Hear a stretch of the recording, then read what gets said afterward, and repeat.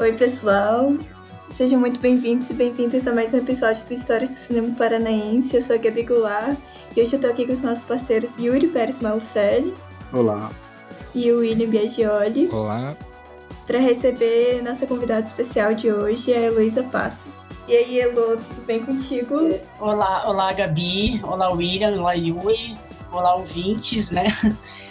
Obrigada pelo convite e vamos lá, é sempre um prazer falar sobre trajetória e os filmes que a gente gosta de fazer. Sim, verdade, é muito massa. No episódio de hoje, a gente vai falar bastante sobre a trajetória, mas também, e antes de tudo, a gente vai falar sobre um filme que a Heloísa co-dirigiu em 2001, que é Do Tempo que eu Comia Pipoca, e antes do nosso papo eu vou ler aqui a sinopse rapidinho para vocês. Clara volta anonimamente para Curitiba, cidade onde nasceu e foi criada na busca de sensações perdidas.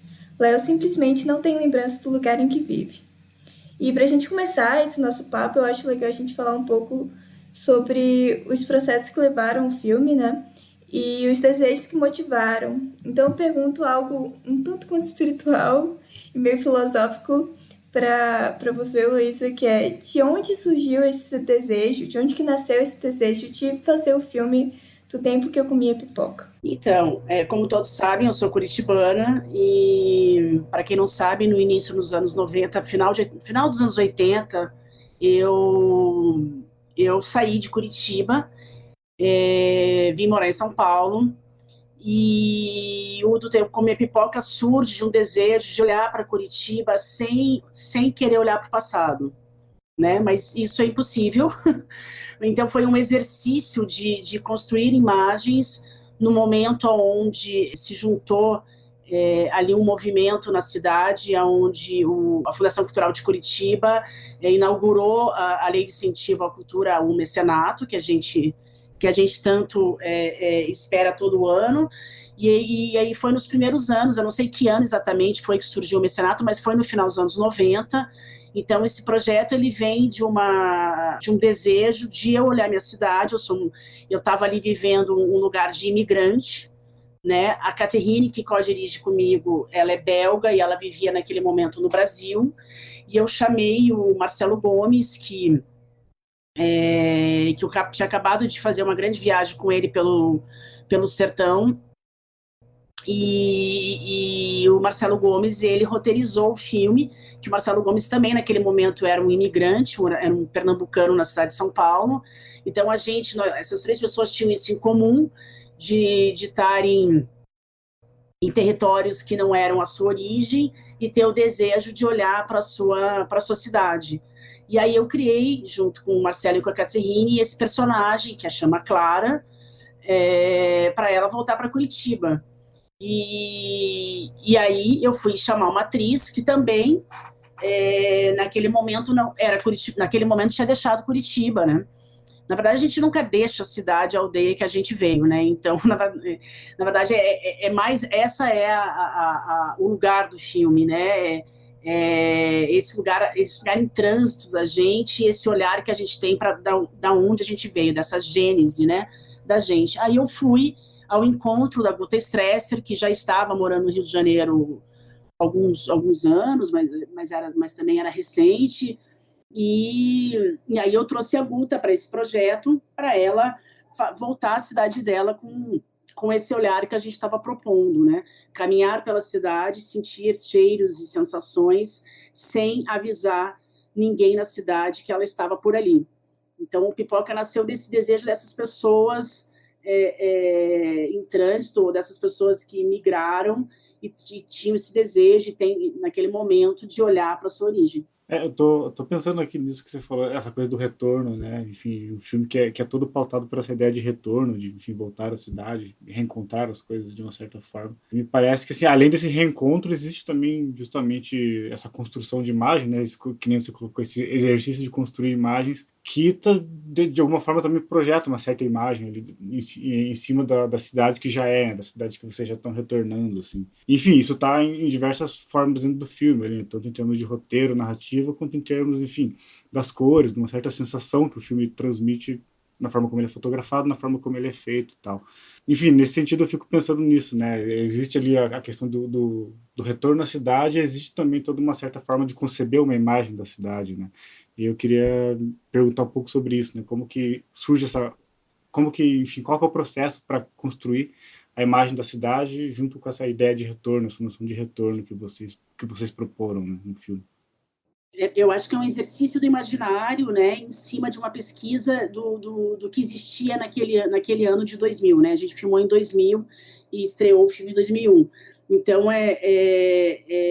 eu acho que uma coisa era o imaginário da diretora curitibana Heloísa, o imaginário da atriz Guta, que foi feita uma pesquisa com ela de lugares que faziam parte da relação dela com a cidade, e depois eu e a Caterine, a gente abriu uma pesquisa.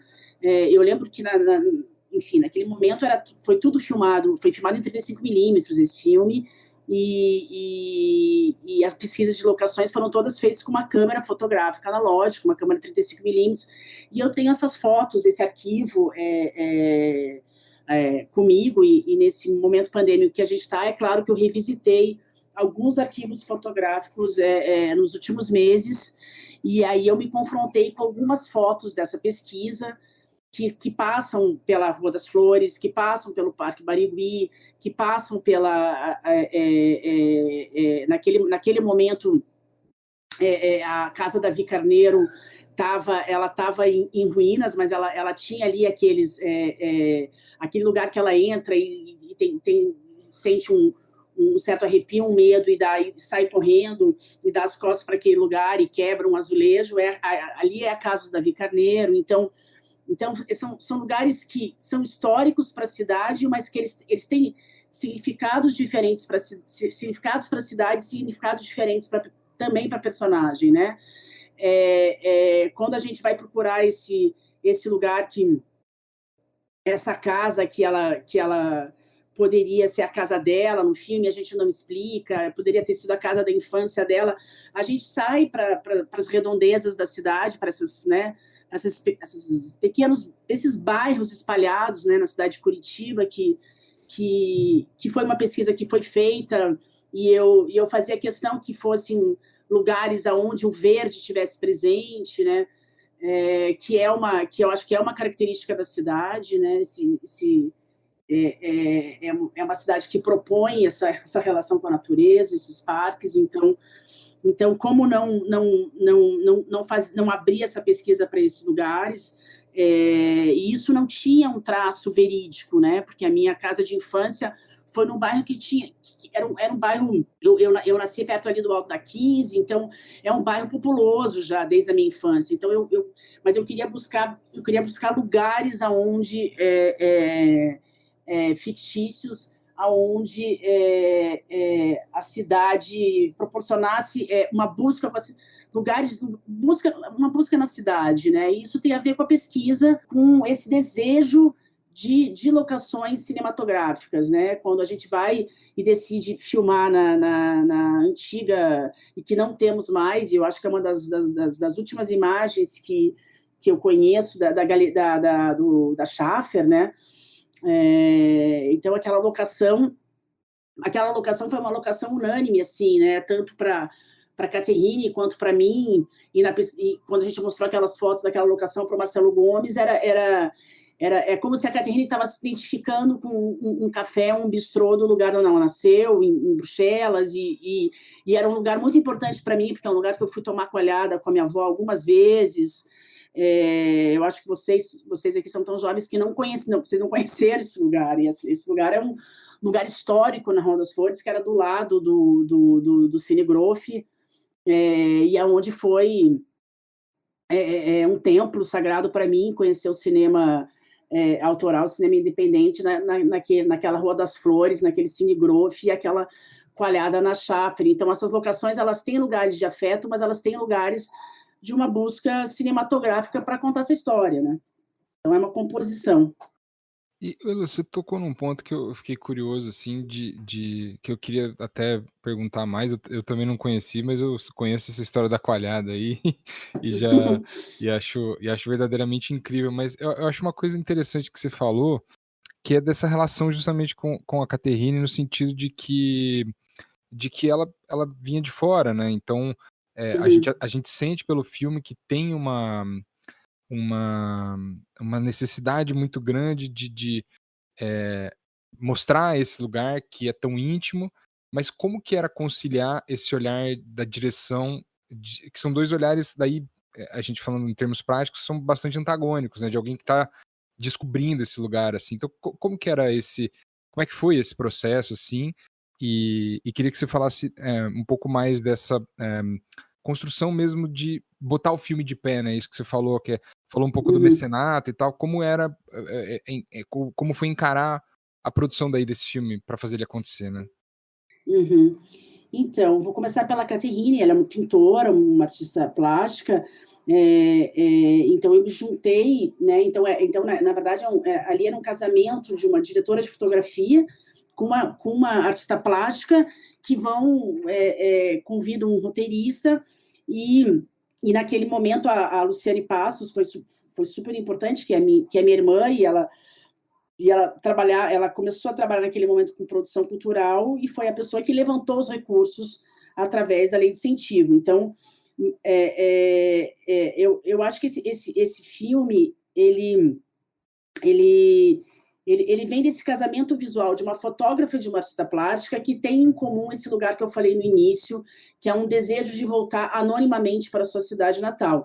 Então, é como se a Catherine estivesse fazendo um exercício, né, no caso fílmico, dela estar voltando para um lugar que não é dela, que é da Heloísa e que é da Clara, e que é, por si só, da Guta Stresser, e ela fazer esse exercício como artista, que ela está ali comigo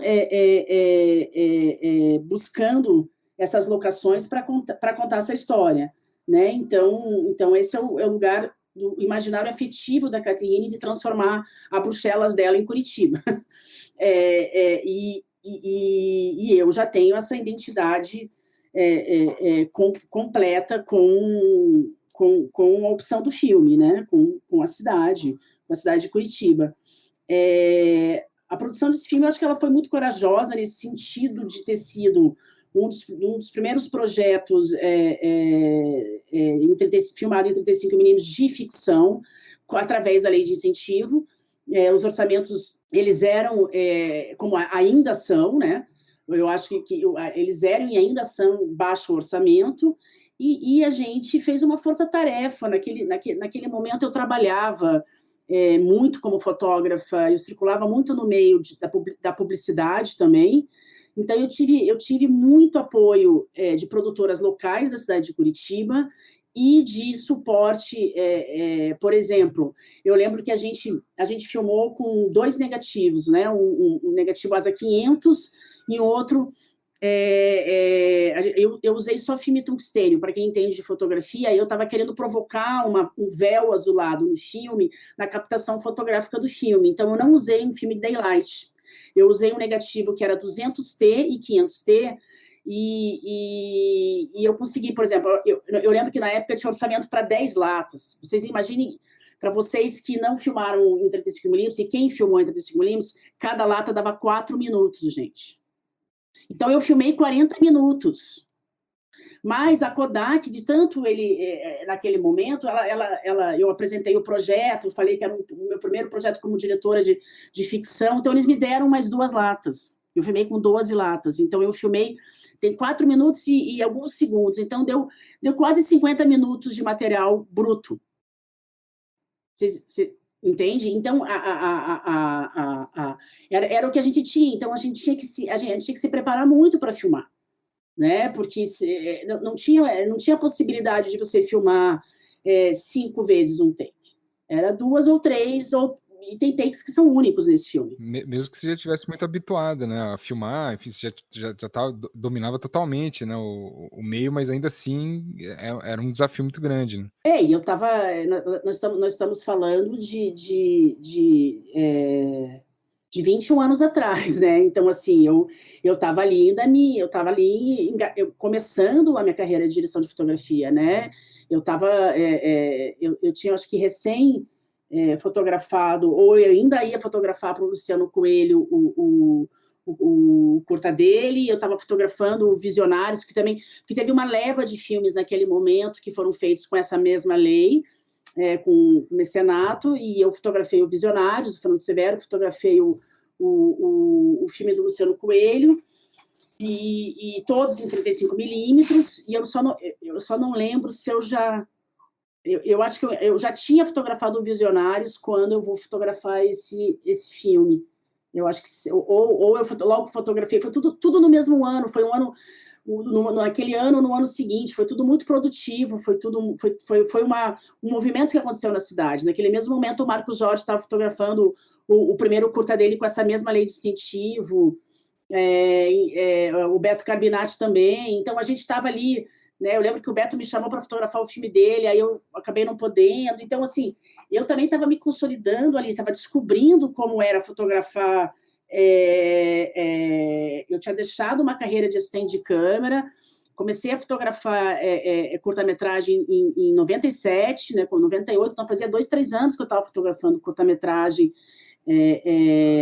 Então, para mim, também era um grande desafio estar nesse comando de direção, com essas latas de negativo que eu estou contando com vocês. E aí a gente...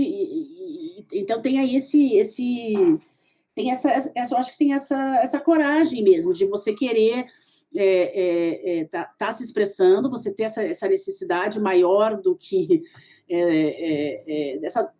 dessa relação com o cinema, dessa adoração pelo cinema, de você ver essa possibilidade dessa lei começar a existir e você poder captar recursos para fazer um filme autoral, um filme seu, né? Um filme que vai seu, eu acho que é errado, vou me corrigir, assim, um filme muito nosso, porque foi esse filme de equipe, né? Aí eu lembro que eu chamei, eram muitas mulheres já nessa filmagem, né? Técnica de som, uma grande amiga minha, Valéria Ferro, que veio fazer.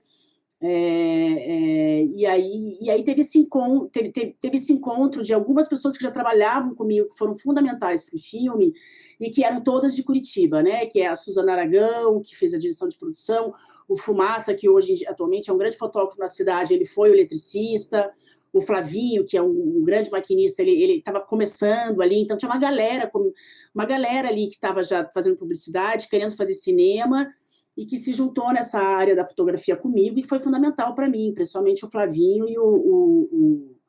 e o Fumaça.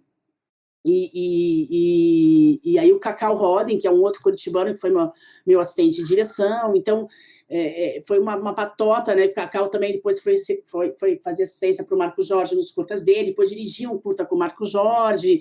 Logo na sequência, o Marcos Jorge me chamou para fazer publicidade com ele. Então, tinha uma ebulição na cidade ali naquele momento, né?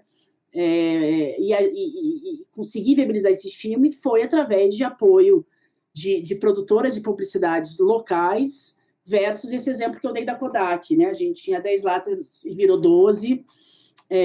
Ter um apoio do laboratório, existiam 3 laboratórios naquele momento para revelar um filme em São Paulo, e você não consegue desconto para revelar filme, mas você consegue desconto para telecinar o filme. Então foi uma ação entre amigos, mas ao mesmo tempo ali era uma novidade para a gente poder ter essa possibilidade, né? Eu acho que se abriu uma porta, né, na história do cinema paranaense naquele momento, né? Nesses curtas que vão ser feitos ali naquele momento, com essa lei específica, e essa lei vai ter perenidade, até hoje nós fazemos e continuamos nos expressando através do mecenato, né? Muito legal. Não, muito massa isso aí. E eu fiquei pensando na coisa que você falou ali quando você estava falando sobre, enfim, filmar a cidade, né, filmar Curitiba, que você mencionou esse termo, né, locações cinematográficas. Eu fiquei pensando nesse termo e realmente me parece que o filme ele está muito interessado nessas locações, enfim, também na forma como ali o corpus do elenco se relaciona com as locações. Eu fiquei pensando nessa coisa, locações cinematográficas, né? O que tornaria uma locação cinematográfica? Se seria justamente essa coisa do sentimento que está conectado àquela locação, ou uma certa presença que existe ali? Não sei o que você pensa sobre isso.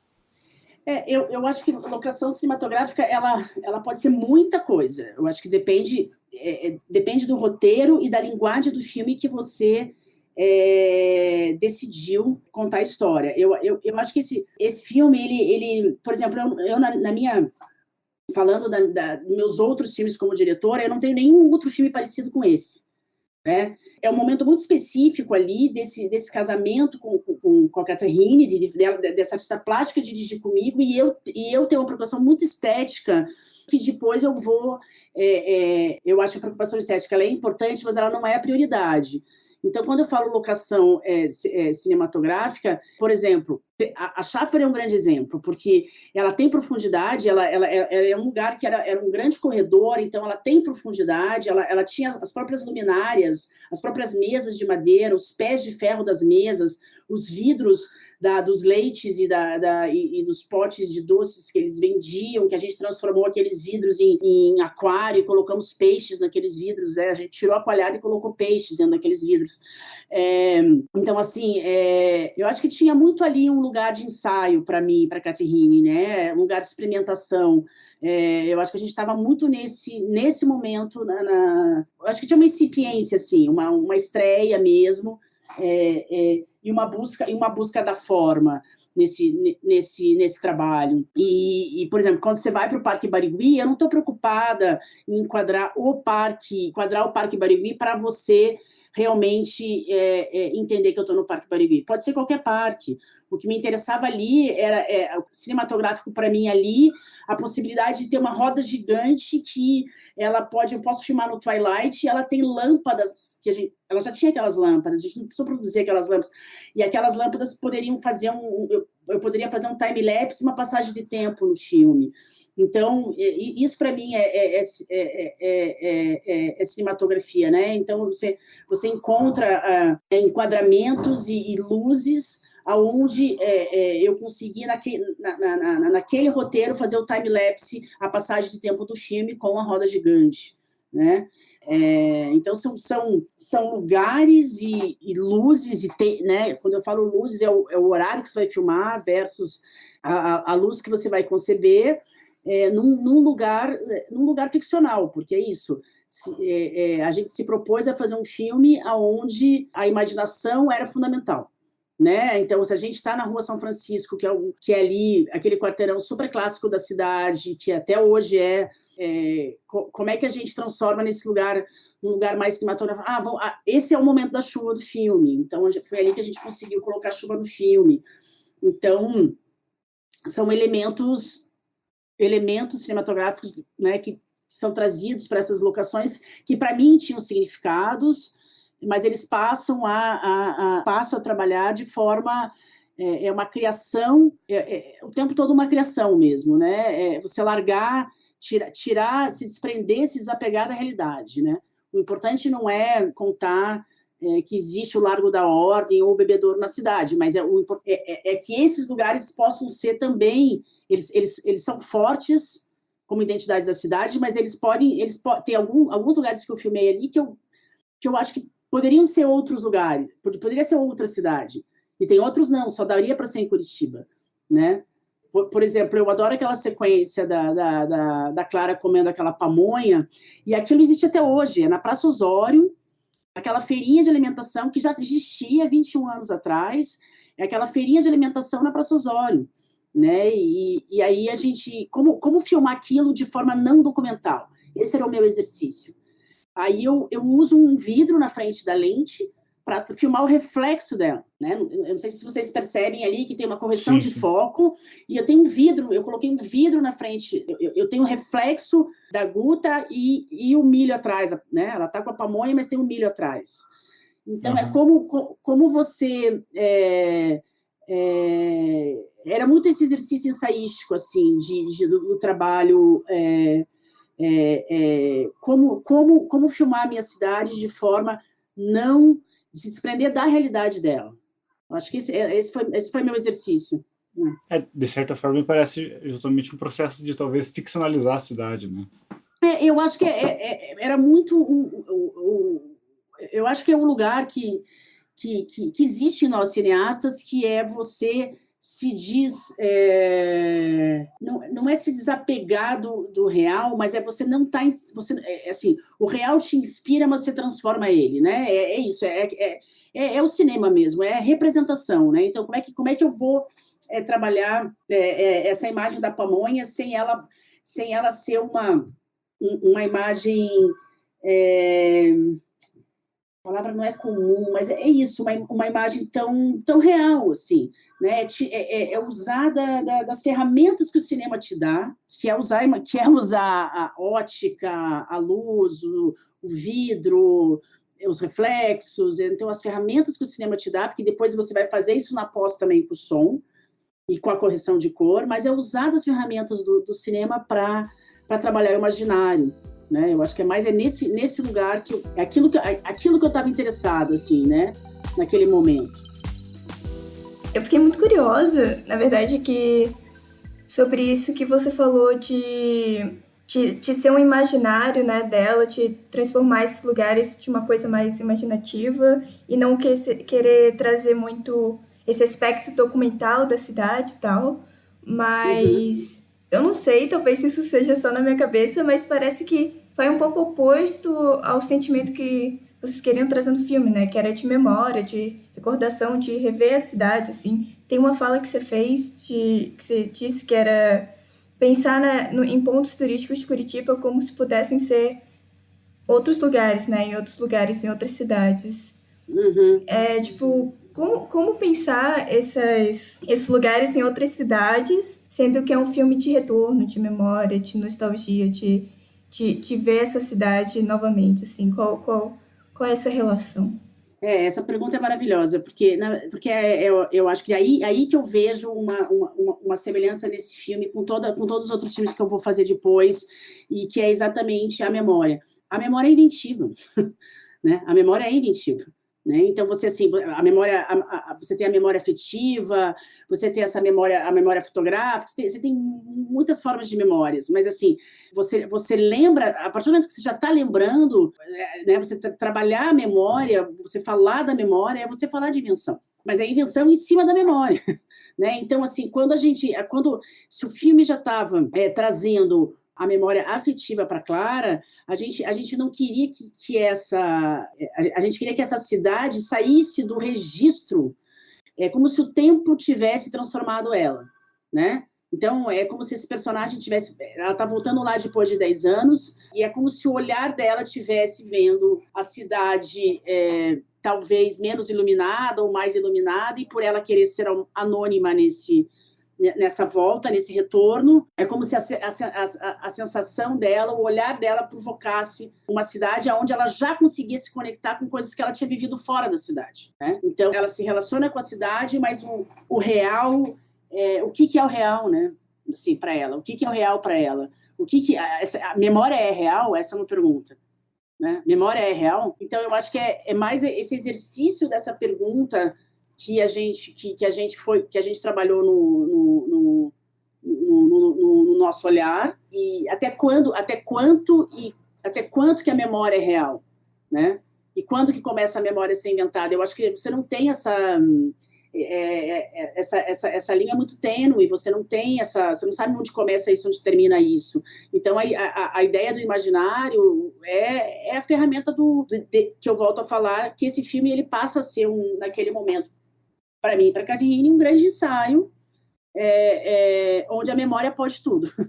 Memória pode tudo. O cinema pode tudo. Né? Você, como roteirista, né, eu lembro que o primeiro curso de cinema que eu fiz na vida foi na Fundação Cultural de Curitiba, no final dos anos 80, com o José Joffre, que deu um curso de cinema que a gente fez um curta-metragem, inclusive, chamado Tangência, em 16mm. E ele, na primeira aula, o José Joffre dizia assim, a formação dele é o direito, ele é né, e ele falou assim, quando eu conheci o cinema e descobri que eu poderia ser Deus, eu falei, e aí todo mundo ficou se olhando. E aí ele olha para aquela cara perplexa dos alunos jovens dele, não, porque eu estou dizendo que quando você passa a escrever um roteiro, você pode inventar tudo. Se você vai conseguir realizar, fazer, aí é outra coisa. Então, você tem essa sensação de um criador, né? Você tem uma sensação desse lugar exagerado de Deus. né? E eu acho que o cinema te dá essa possibilidade, né? Que a vida te dá limite. O cinema, ele pode não te dar limite, porque aí é uma grande discussão, essa questão de produção, não ter dinheiro, já é outra coisa, mas a criatividade não tem limite. Acho que nessa linha de pensar a questão da memória, assim, no filme, enfim, me parece que o próprio cinema tem uma relação muito profunda com essa coisa da memória, né? Acho que muitas pessoas dentro do cinema já se depararam com essa questão, já tentaram ir muito fundo com essa questão, né, de qualquer relação da imagem, movimento do cinema com a memória, enfim, o que existe ali nessa interseção, né? E aí, enfim, nesse filme acho que essa questão é muito presente, né? E me parece também que está ali também, até mesmo nessa questão narrativa mesmo, nessa dinâmica entre os dois personagens, ali a Clara e o Léo, né, que é o nome do outro personagem. O Rodrigo Ferrarini, né, que estava ali estreando, que é maravilhoso. Eu conheci ele ali naquele momento. Ele era, e aí a gente cria um personagem onde ele não tem memória, né? Ele não lembra que conheceu ela, e então a gente ela tá buscando esse cheiro, esses lugares anonimamente, e ela encontra com um personagem no meio do caminho dela que passa a segui-la e não lembra mais dela, e é isso. A gente quis trabalhar também com a possibilidade do ser humano que não acorda no dia seguinte, não tem esse passado, ele não faz parte da vida dele. Mas acho que é bem importante esmiuçar esse tema no filme e na vida da gente, no cinema, que é a memória. Eu acho que não existe cinema sem memória, porque a gente está falando, se a memória também é uma imaginação inventiva, ela está presente né, porque em todas as histórias, na literatura, no cinema, porque é como se a gente dissesse assim, né? Eu acho que é o Patrício Guzman que tem uma frase profunda nesse lugar e muito simples. Eu não vou saber reproduzir exatamente, mas ele fala que um país sem memória é um país sem um álbum de fotografia, um país sem memória é um país que não existe, né? Um país sem um país sem cinema, um país sem história, né? Então, ele está querendo falar, ele dá um exemplo do álbum de fotografia e fala do país sem passado, né? Se a gente não tem a nossa história, se a gente não tem nosso passado, se a gente não tem a memória disso, a gente não tem história para contar e a gente não tem um país, né? Então, ele está querendo dizer que não existe um país sem cinema, né? Dentro desse lugar da história factual e da história inventada e nesses dois lugares, no factual e na história inventada, a memória existe, né? Então e é aí que eu acho que está a ligação desse filme com os outros filmes que eu vou fazer, né? Porque quando eu vou fazer o Viva a Volta, eu faço, né, o personagem, o Raul de Souza, revisitar onde ele nasceu. Eu levo ele a Curitiba porque ele tem uma filha, ele tinha 2 filhas, hoje em dia ele tem uma filha que mora em Curitiba e um filho. Então ele revisita essa família, ele revisita o bairro onde ele nasceu, no Rio de Janeiro, em Bangu. Então através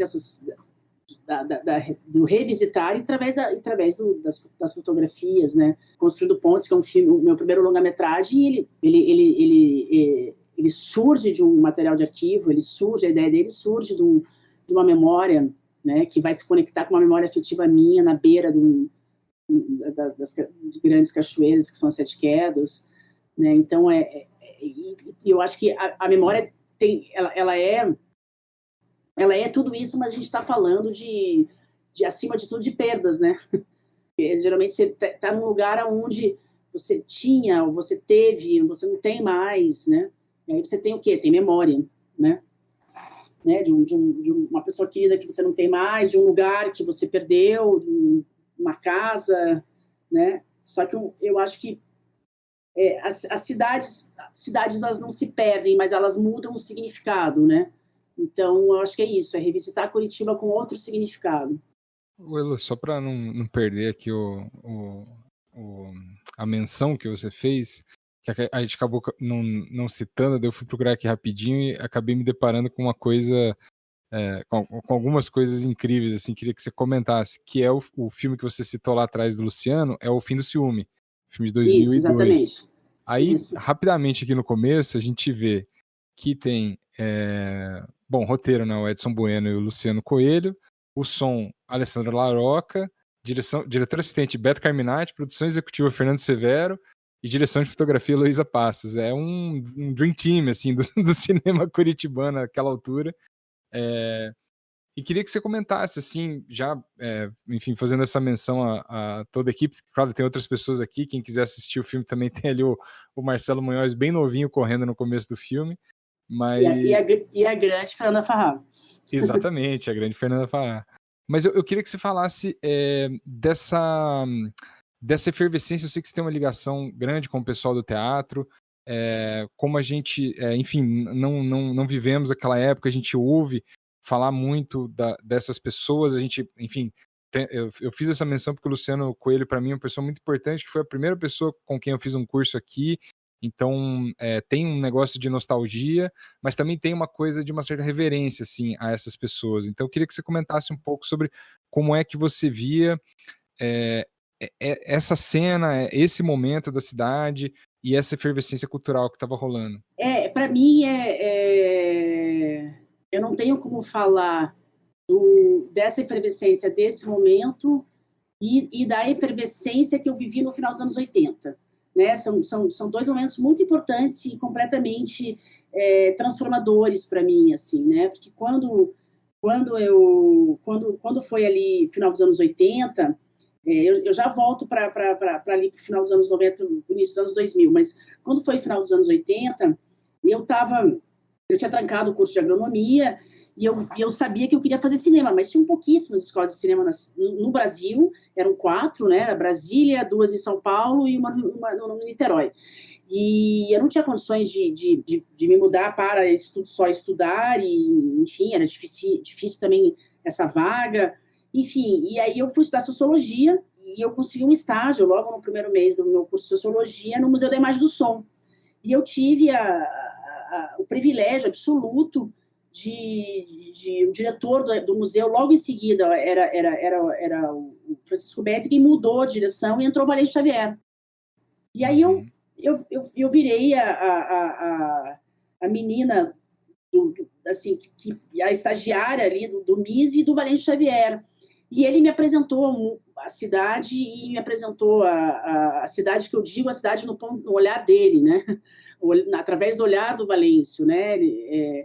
E naquele momento existia Embrafilme, não existia a lei do mecenato, mas existia Embrafilme, e ele proporcionou alguns cursos aonde eu fui fazer e fui também coordenar junto os cursos, e ali eu conheci o Fran Severo, que eu acho bem importante falar isso, porque foi final dos anos 80, eu fui assistente de direção do Fran Severo no Desertos Dias, e conheci o Beto Cabinati, mas eu não trabalhei com o Beto, trabalhei com o Fernando, e logo na sequência eu me vi numa situação complexa, familiar, e saí de Curitiba. E fui para São Paulo. 10 anos depois eu volto. E aí eu volto e essa lei estava aprovada, e que era 99 ali, 98, acho que 98, essa lei de, acho que 96, ela foi escrita em 96, aprovada em 97, depois colocada em uso ali entre 98 e 99. Mas até a gente conseguir ter o projeto aprovado e captar, nós vamos filmar esses filmes, O Fim do Ciúme, Visionários, nós vamos filmar ali em 2000, 2001, né? Esses filmes. E aí, quando eu vou fazer o Fim do Ciúme, para mim era uma, né, vou fazer uma ficção na minha cidade. O Fernando Severo era o produtor, o Larocca eu tinha acabado de conhecer, ele morava em Curitiba, estava lá, né, estava fazendo, ele estava técnico de som, ele não faz mais isso, né, ele é um dos maiores editores de sons, para quem não sabe, e mixadores no Brasil. E aí tinha esse time que você falou, né? O Luciano, o Beto, o Fernando, eu, o Marcelo ator, a Fernanda, Então, para mim, foi quase aquele momento ali era uma realização de sonho, né? Você está voltando, você está, depois de pôr tua cara para bater num lugar desconhecido, onde eu não conhecia quase ninguém, imigrante em São Paulo, eu estou voltando para a minha cidade para fazer aquilo que eu sonhava um dia em fazer, mas voltando como fotógrafa, né? E no Pipoca como diretora. Então, era para mim um grande momento foi para mim um grande momento de realização, né? Foi para mim um grande momento de realização, e depois esses filmes eles tomaram posse, né, no mundo, né? Eu ganhei prêmio de melhor fotografia com o Fim de Filme no Festival de Gramado, né? Eu ganhei prêmio do Tempo Comia Pipoca nos Estados Unidos como melhor fotografia. Ele ganhou melhor trilha sonora no Festival de Curitiba, depois ele ganhou melhor direção de arte no Miami, no Festival Brasileiro de Miami. O Visionários eu ganhei 3 prêmios de fotografia com Visionários. Então, aquilo não foi só a feitura, mas logo nos anos seguintes veio o reconhecimento da gente com a feitura desses filmes, né? Então ali era como se você tivesse descobrindo, você já sabia que você podia, mas não adianta só você achar sozinho ou com um grupo de amigos que você pode. Você tem que ter a oportunidade e tem que ser reconhecido através dessa oportunidade. Foi o que aconteceu nesse momento que eu chamo momento de ebulição ali, o momento que foi o momento que o Marcos Jorge rodou aqui, os 2 curtas dele, né? Entre 2000 e 2002. Então foi um grande salto para a gente, né? Foi um grande, foi um passo bem grande que a gente deu ali, todos nós, né? Então era uma ação entre amigos que nos levou a esse caminho sólido que a gente conseguiu traçar depois. Então acho que foi uma grande alavancada esse momento, né, William, pra gente.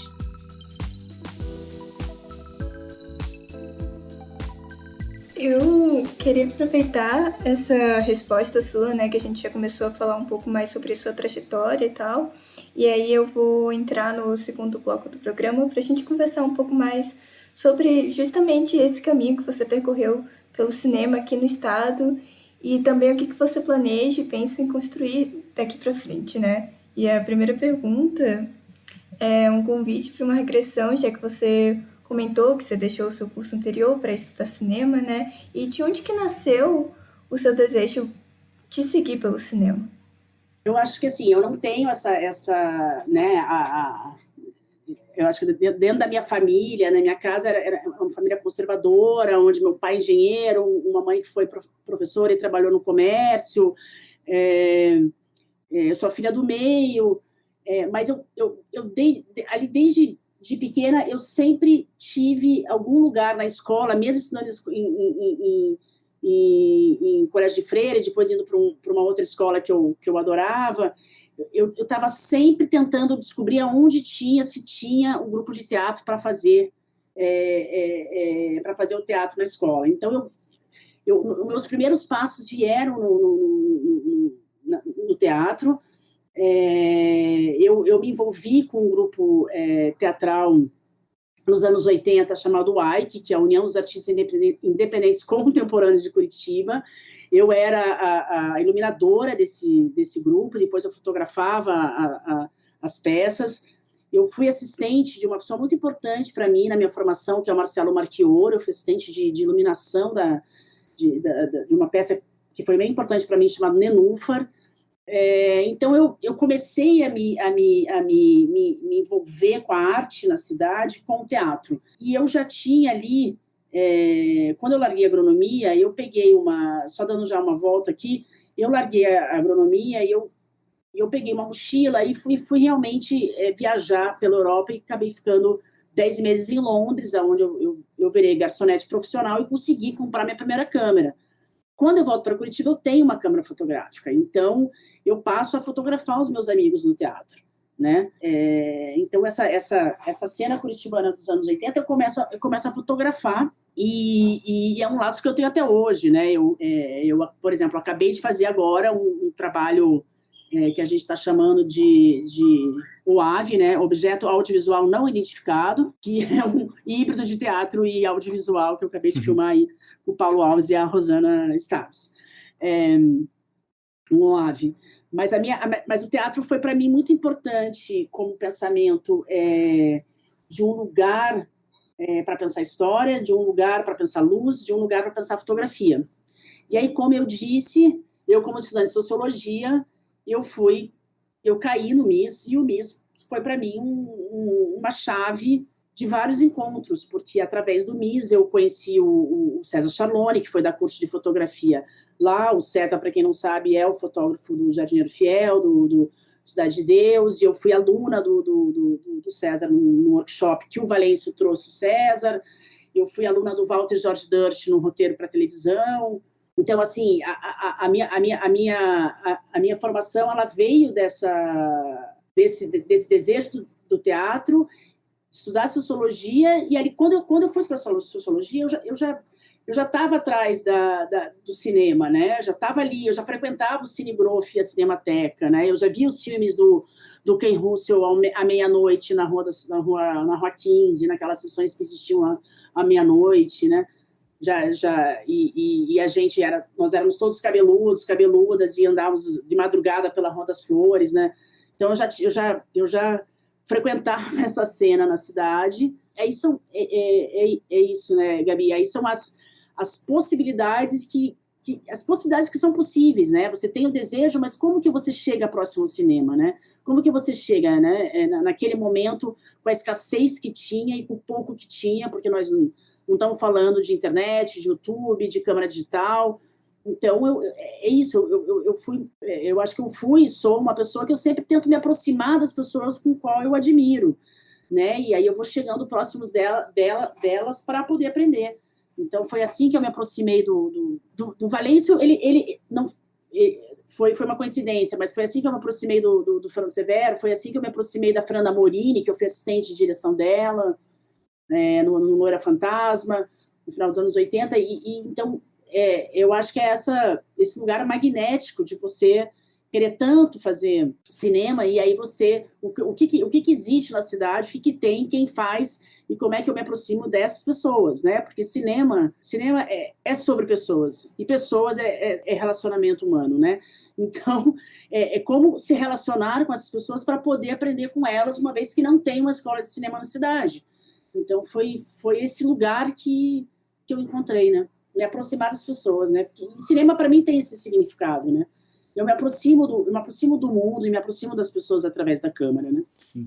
E nessa coisa da câmera, você falou que você tinha conseguido comprar uma câmera, a primeira câmera que você comprou, não sei, talvez, né? Em Londres.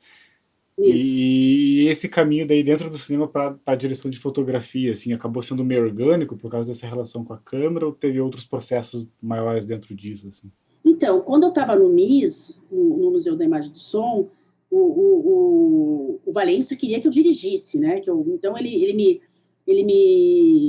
me deu a oportunidade de eu dirigir um filme chamado Não Sei Quando Volto, que era um filme que era para fazer de encomenda lá para a Secretaria de Cultura sobre os tropeiros no Paraná, do percurso dos tropeiros no Paraná, e o Museu do Tropeiro em Castro e tal. E aí eu peguei aquilo e transformei numa historinha.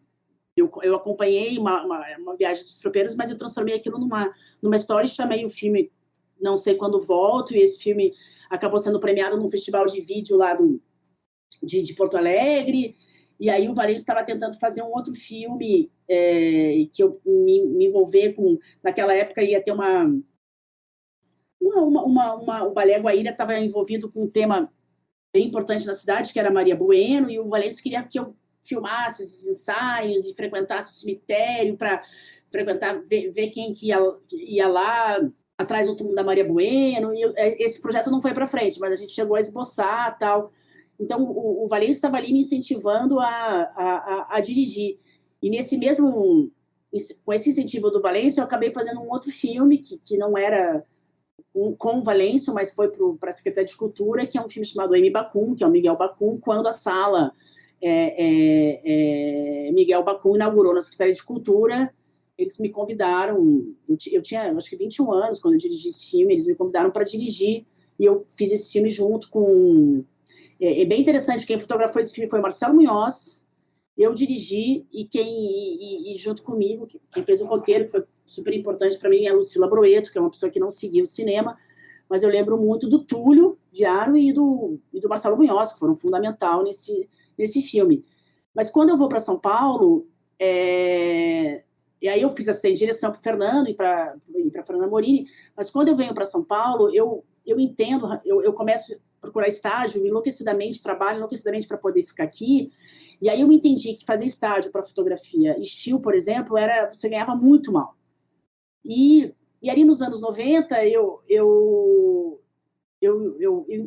entendi que se eu fizesse assistência de câmera, eu ia conseguir ser remunerada logo.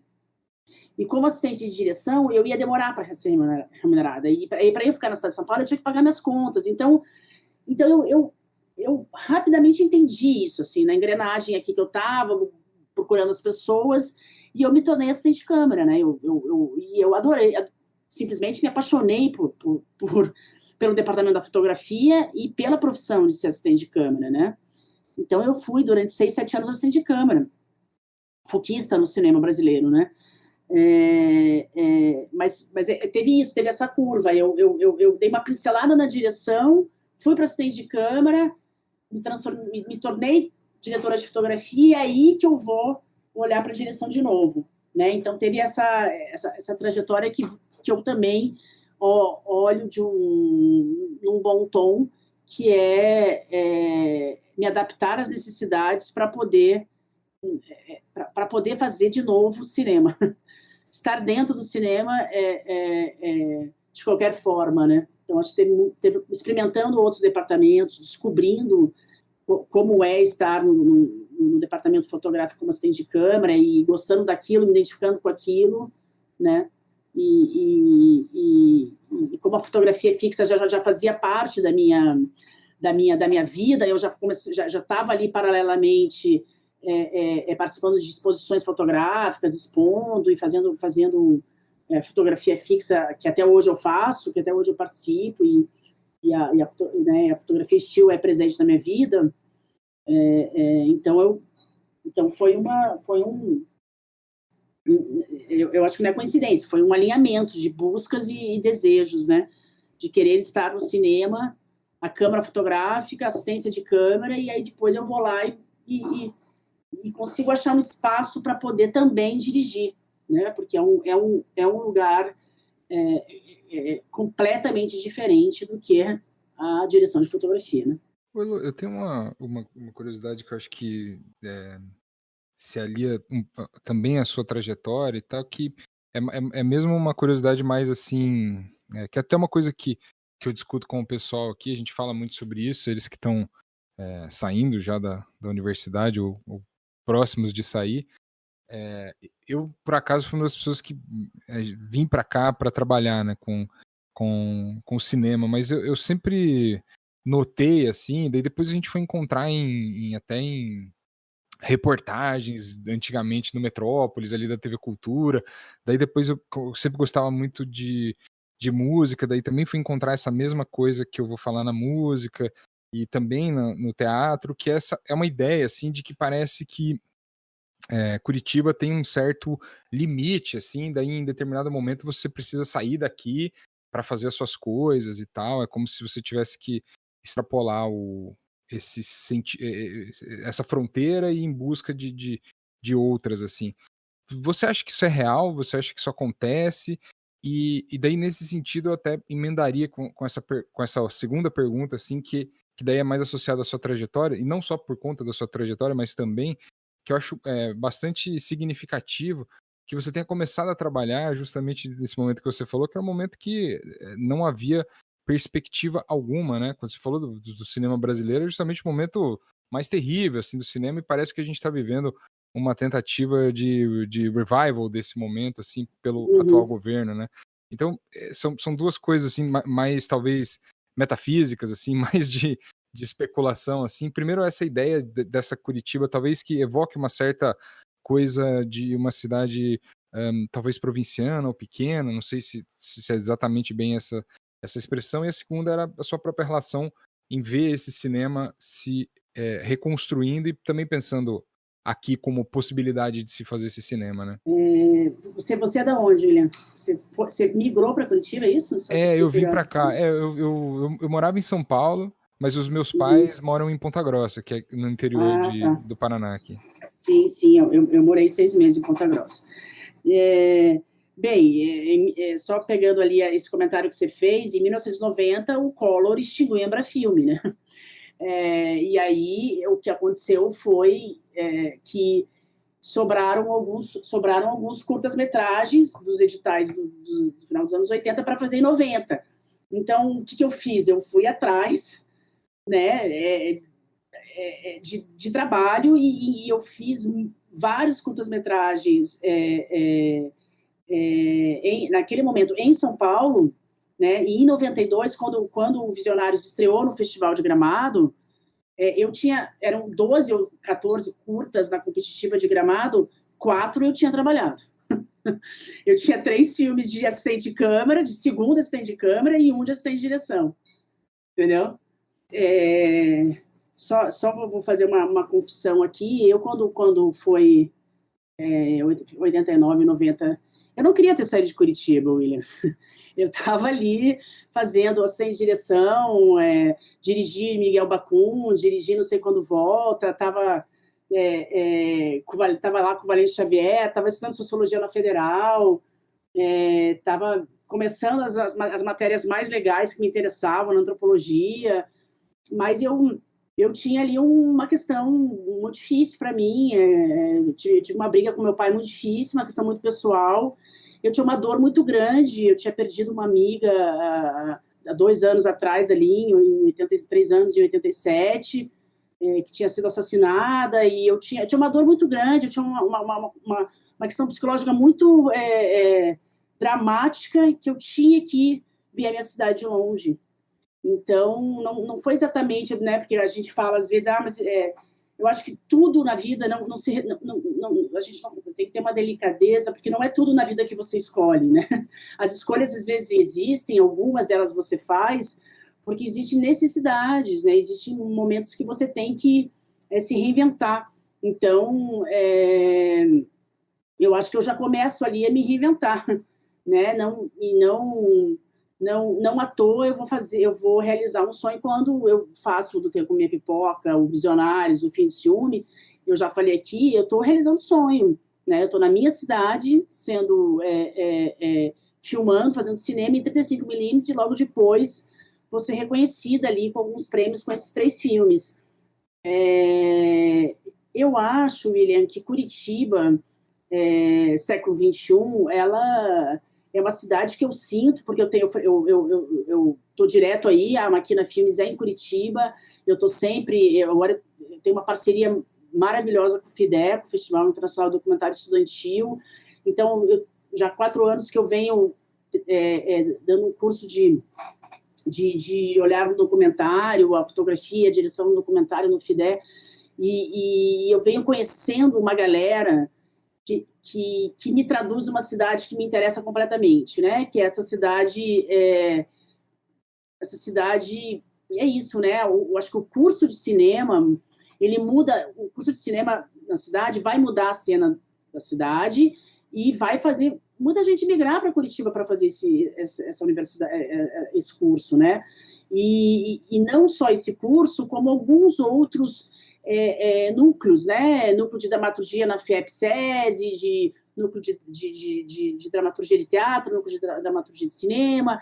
Então, surgem também, né? Eu acho que o Olhar de Cinema, o festival, ele também vai mudar a cena da cidade, assim como o curso de cinema, os núcleos de dramaturgia. Então, essa cena na cidade, ela mudou completamente. Ela é, para mim, impulsante. As pessoas que eu venho convivendo e trabalhando ou ouvindo, não à toa estamos aqui hoje no podcast, né, com uma turma aqui de pessoas interessadas pela história do cinema paranaense. Então, assim, então eu acho que não temos mais província. Nós temos uma cidade que tem problemas seríssimos com o fundo, com o entendimento da importância do cinema, entendeu? Temos um problema seríssimo com a falta de olhar e de recursos e de incentivo, porque eu acho que o dinheiro que é liberado para se fazer filme aí é muito pequeno. Se você comparar com outros estados, não preciso nem falar de Recife, porque todo mundo já sabe que é um grande exemplo, Pernambuco, mas mesmo a Bahia, mesmo, sabe, então, assim, Rio Grande do Sul, mas, então, assim, existe uma escassez de projetos políticos de olharem para a importância do audiovisual e para a importância da arte, do teatro, em forma geral, né? Talvez a música tenha um pouco mais de olhar, né? Mas a gente sofre pela escassez, né? Porque a gente mudou a cena, Curitiba mudou a cena cultural, e a gente está falando de audiovisual do cinema na raça, com muito pouco recurso, falando per capitamente, né?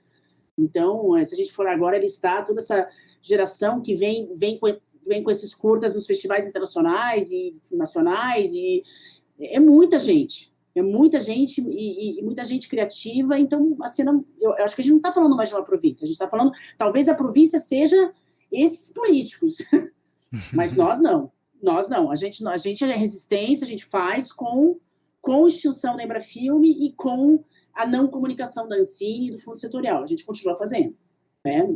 A gente faz com os míseros recursos, com os poucos recursos da Lei Aldir Blanc, a gente faz, né? Mas é uma luta, né, gente? Optar em fazer arte num país da América Latina é uma luta diária, né? Uma luta diária. E aí Curitiba tem essa característica, né?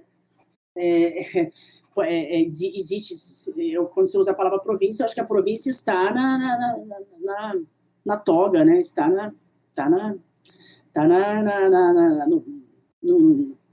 Câmara, está infelizmente quem decide para onde vão os recursos, e ainda não entenderam que o cinema representa o Estado, o cinema representa a arte, representa o Estado, a arte representa a cidade, né? Então é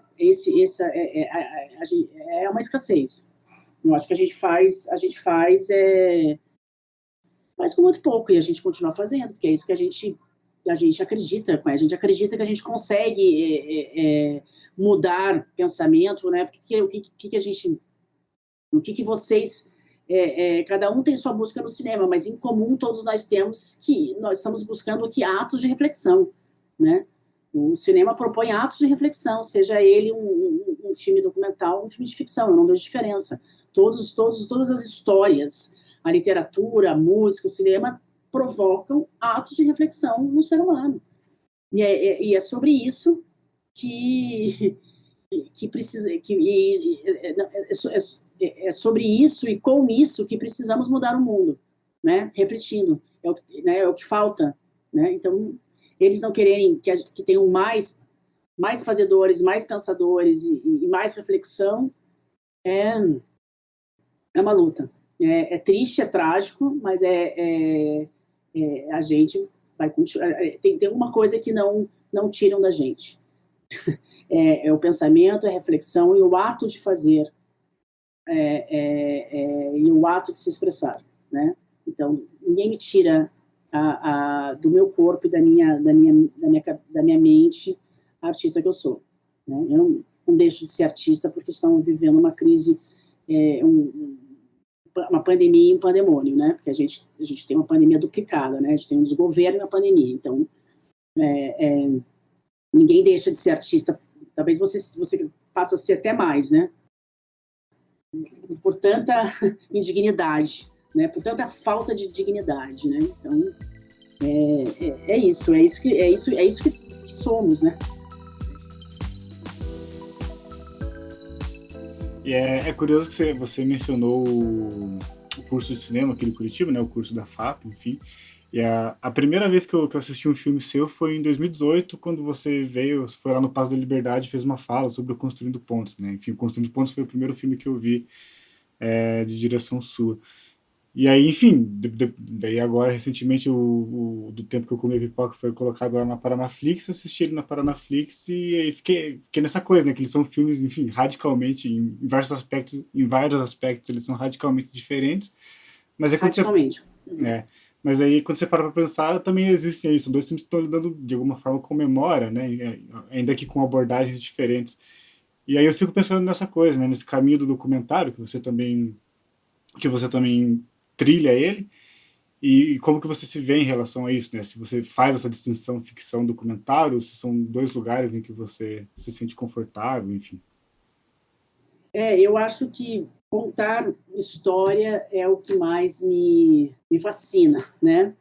Através da imagem e do som, né? Então, se o personagem ele é uma atriz profissional, ou se o personagem é o meu pai, ou é um personagem da Ribeirinho ali, da Baía de Paranaguá, como eu estou olhando para ele, como eu estou pensando em contar a história, para mim não tem diferença. A diferença está muito ligada aos recursos que você talvez não tenha no documentário, na questão de tempo, né? Porque, assim, e aos recursos que talvez você tenha na ficção, porque os orçamentos faz diferença isso, mas como olhar para o personagem, como respeitar o personagem, como construir a curva dramática desse personagem, aonde está o conflito, aonde está o paradoxo desse personagem, como que eu coloco ele dentro dessa timeline, como ele é importante sozinho ou tem que trazer outros personagens coadjuvantes dessa história. Quando você vai montar a história, contar a história, é a mesma coisa, porque você vai construir os conflitos, vai construir as curvas dramáticas, e teu filme tem, por menos linear que ele seja, ele passa por uma jornada, por menos linear que ele seja.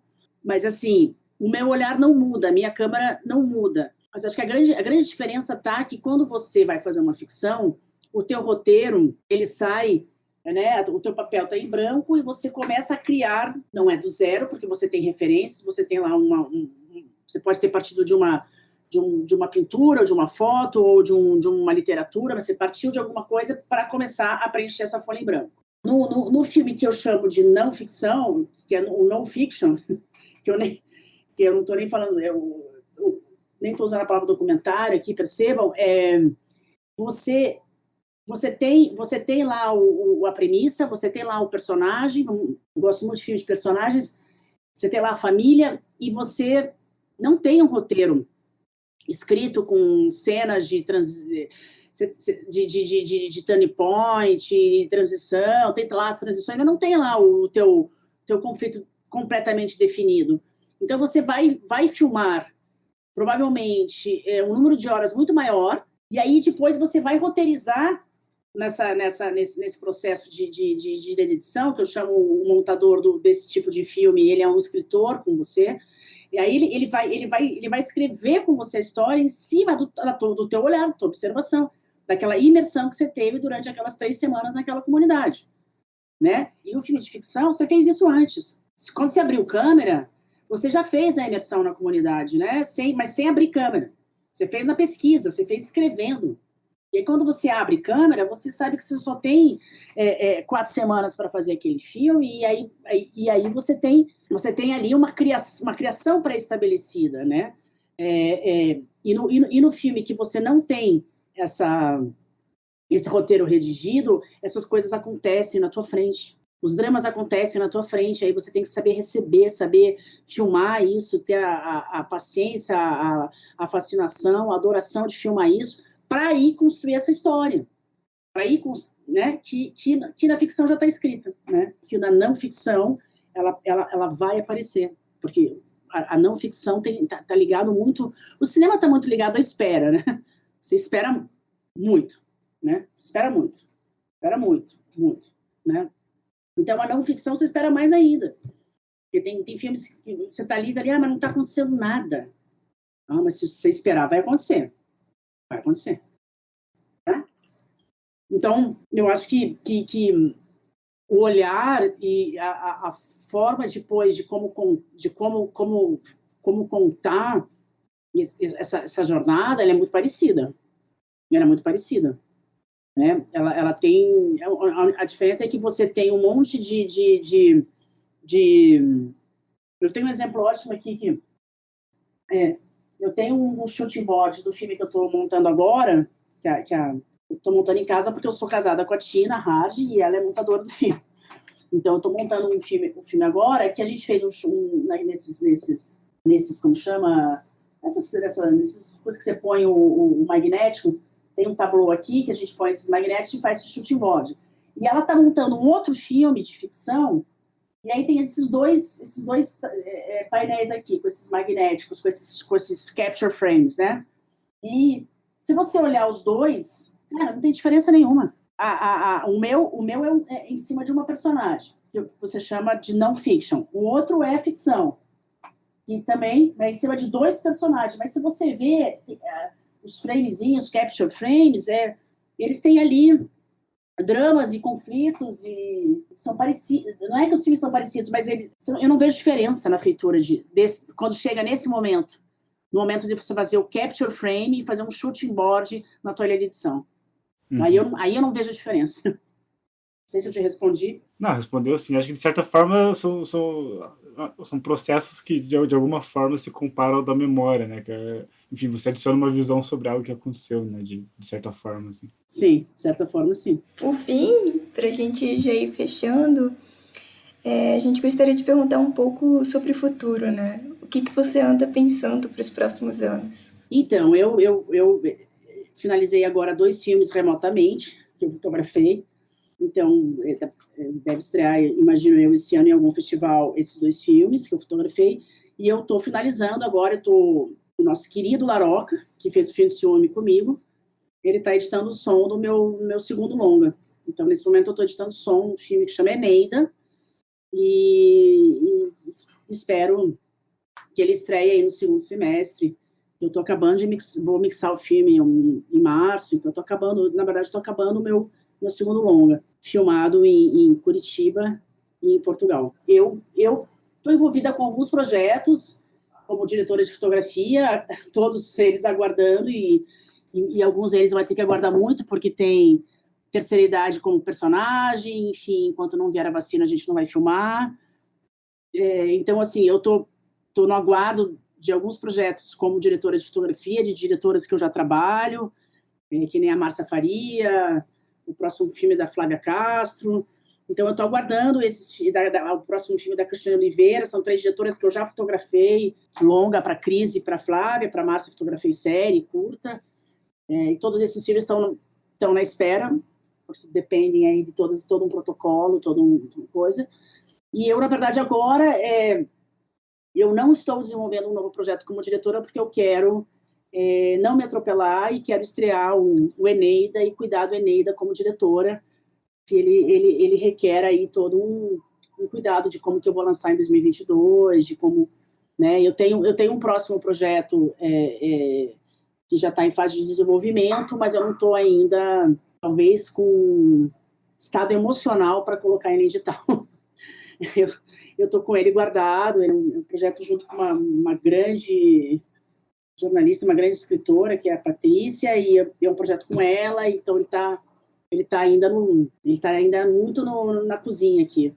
Então, não vou nem desenvolver muito ele, porque ele está muito na cozinha, mas é um projeto que deve amadurecer, e aí vou fazer uma direção, vou dirigir junto, vai ser uma direção coletiva, então são várias frentes, mas a gente está tudo, né? Nossas vidas estão todas muito... plano concreto não existe, né? Então a gente está vivendo coisas muito... né? O brasileiro, o cidadão do planeta Terra está muito vulnerável, né? Então a gente está aí, né? Então tem um sentimento de... A gente tem um sentimento de dificuldade agora, né? Acho que a gente está aprendendo muito, né? Agora, a gente está aprendendo muito. Como se, mais uma vez, reinventar, né? Reinventar como artista, como cineasta, né? Então, eu comentei aqui que acabei de fazer um objeto audiovisual não identificado, aí com 2 atores que eu gosto muito. mas eu não estou ainda prestes a sair filmando, aqui, como muita gente já está, mesmo abaixo do protocolo, assim. No ano passado eu fiz fotografei um longa no auge da pandemia. Eu fui me confinar no interior de Minas Gerais com 2 atrizes e um artista plástico e um diretor, e a gente fez um coletivo e fizemos um filme que está montando, que se chama Bocaina. Então eu fiz um filme dentro, levei tudo que eu tinha de casa, minha câmera, minhas lentes, e a gente fez com o que a gente tinha. Então, é um filme que foi feito lá bem no começo da pandemia, a gente achando que ia passar logo. Enfim, a gente agora, a gente não tem previsões, né, para que isso passe. Então a gente está aí numa encruzilhada, né, todos nós. Então é isso, a gente tem que fazer isso que vocês estão fazendo, fazer podcast, né? Eu dei muitas aulas no ano passado, fiz muita palestra, então é um lugar de reflexão também para todos, não só para vocês, mas para todos nós, né? Acho que no momento que não dá para produzir de forma tão profícua, acho que abre caminho justamente para reflexão e para produzir através da reflexão também, de certas formas. Sem dúvida. Então, aproveitar esse momento para aprofundar a reflexão e amadurecer, deixar os projetos mais amadurecidos, né? Então, é isso. Eu passei mais tempo montando o Eneida do que eu imaginava e eu acho que eu não estraguei o filme. acho que eu deixei ele melhor.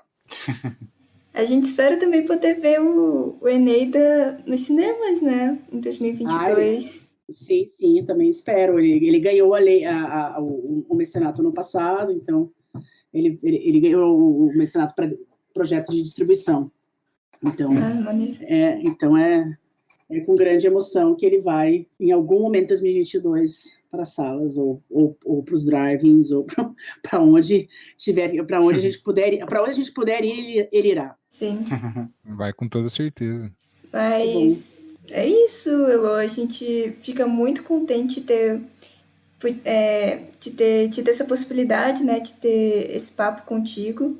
A gente fica muito feliz que você aceitou o nosso convite de participar desse episódio do podcast. E se você quiser dar alguma palavrinha final, comentar alguma coisa que a gente não perguntou, mas que você queria muito falar, é o momento que a gente está finalizando. Eu quero agradecer o convite. Eu acho que Gabi, né? Yuri, Pamela, William, quero agradecer a todos vocês, porque eu acho que é isso. Esse momento pandêmico, falar sobre um filme que eu fiz há 21 anos atrás e falar da minha trajetória é um ato reflexivo e é construtivo. E eu sou apaixonada por cinema, então poder falar do que me fez chegar até aqui e como que eu sigo com essa vontade de continuar fazendo, né? Porque eu acho que o mais importante é a gente acreditar e ter vontade. Então, eu acredito no cinema em todos os sentidos e que o cinema curitibano consiga cada vez mais estar em todos os lugares, né? De forma virtual, de forma presencial, né? Então, acho que esse podcast também é um caminho de diálogo entre eu e Curitiba, entre eu e vocês. Então, esse é o nosso caminho, né? O caminho é não silenciar. O caminho é o diálogo, o caminho é o podcast, o caminho é a gente abrir conversa. Então, isso já é saudável e a revolução começa por aí. Sem conversas curtas, vamos nos aprofundar nas conversas e transformar o que está bem complexo. Vamos transformar isso. Eu acho que esse é meu pensamento hoje. Muito bom. Muito obrigada. Sério, ficamos muito felizes com a participação. Obrigada. A gente agradece também a você que está nos escutando e nos acompanhando. Caso você chegou por agora, a gente também te convida a dar uma checada nos episódios anteriores e acompanhar a gente por aqui e pelo Instagram no @HistóriaCinePR, para ficar por dentro das novidades que sempre falamos por lá. Tchau, tchau!